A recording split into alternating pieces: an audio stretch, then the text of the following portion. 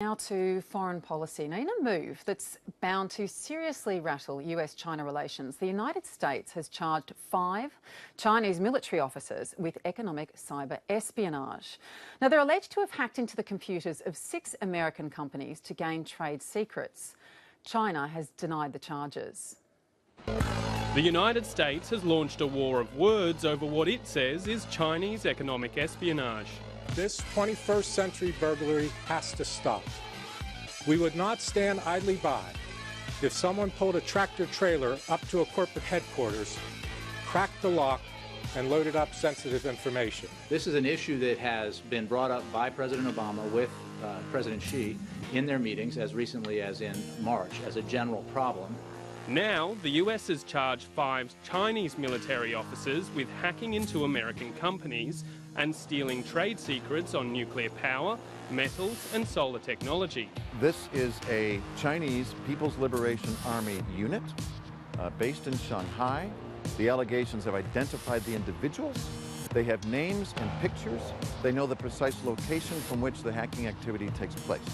So this is definitely not high school stuff. We must say enough is enough.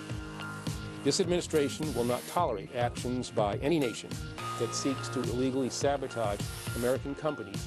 In retaliation, China has pulled out of an upcoming diplomatic meeting and is urging the US to retract the charges. Beijing says the allegations are made up. The risk that the United States is taking in issuing these indictments is so high that it's hard to believe that they would be false.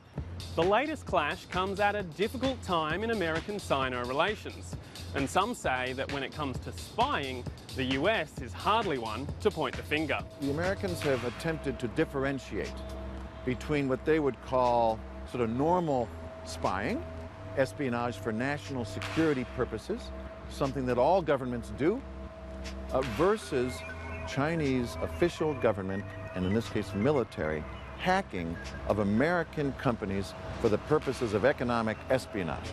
We don't want a trade war. A trade war doesn't make any sense, but the people who would be hurt most by a trade war would be the Chinese. The unfortunate thing about the cyber case that's now been announced is that precious little we can do about it. These guys aren't going to walk into an American airport and say, I surrender to the FBI.